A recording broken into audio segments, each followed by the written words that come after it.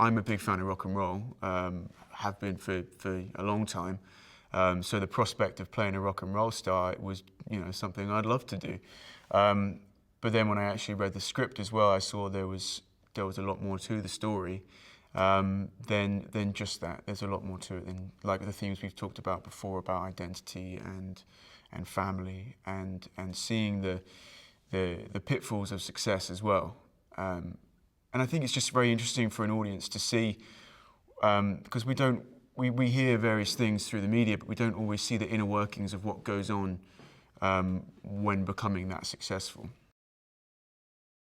Freddie sees Roger and Brian playing in Smile, and he's drawn by the fact they've both got great backing vocals. They're both very talented musicians, and he kind of sees that talent and thinks about the potential of what they could create together, and approaches them essentially when he finds out that Tim has left the band to say, I'm a singer, I can be your new lead singer. There's a lot of technically great singers, but I think Freddie sings with such passion and is completely in the moment when he sings that I think he really carries the audience with him. And I think that's what made him so appealing. And I mean, there's some I could go through particular songs and particular live performances where there's certain notes that he hits and the way that he hits them, which just they almost pierce your soul in a way, And I think that's what made him so special.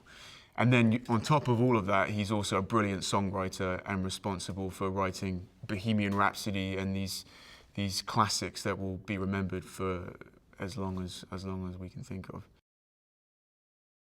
What makes Bohemian Rhapsody so unique is that no one would ever have thought that song would be a hit. There's so many different genres in there. There's EMI, the label, wanted to split the song into different songs because they thought it was, there was just too much going on. There's too many genres. It's too long. And I think Freddie was like, no, this is my vision. I'm going to make this song, and if people like it, they like it, and if they don't, they don't. But it's going to be ours, and it's going to be entirely ours. And then it's just by some stroke of genius, the entire nation went crazy for it. It was great working with him, and he took it very seriously.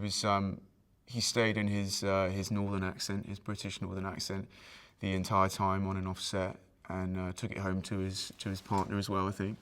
And he was brilliant. He's just the kind of guy who's just can't not be funny. Like he was just cracking us up all day long, and it felt like he wasn't even trying to. He kept doing all these things. He kept. Before every take, he'd always be like slapping his wrists, going, "It's just for funsies," and stuff like this, which I know, like I do it, doesn't sound funny. When he does it, it's hilarious. It's just absolutely hilarious. I was basically drumming, 10 hours a day, intensively working with an instructor. Brett Morgan is his name, very good drummer, very good teacher, and it was really a crash course in drumming. And obviously, to this day, I'm obviously not as good a drummer as Roger Taylor, and never would be able to in that time frame. Maybe not even in 50 years. Who knows? He's obviously a very talented drummer. That's why he is where he is. But at least to do the best I could to convey his style, his showmanship. I was trying to focus more on how he drums rather than just being good at playing the drums. I've played people who have been and gone, but I've never played someone who is living today, and I found it quite daunting. And I think it took me a while to get to grips with the fact that my job is not to be them. My job is not to impersonate them. It's not to be exactly like them, because there's certain things that I can't change to make myself like him. We're physically different. We're vocally we're quite different as well. My job is to give an essence of Roger, and the strongest essence I can, whilst also being true to the text and serving the purposes of this film. So it took me a while to get to grips with that, but once I felt a lot more comfortable with that.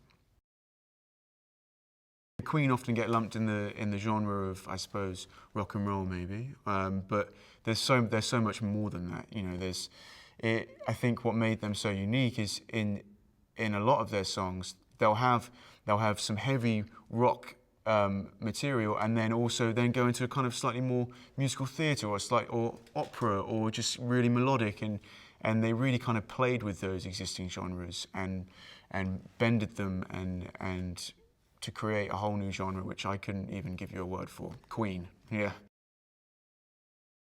Selfishly, I think what I would like people to walk away from this film thinking is, hey, maybe we should get back into rock and roll. Maybe we should have some more rock and roll bands.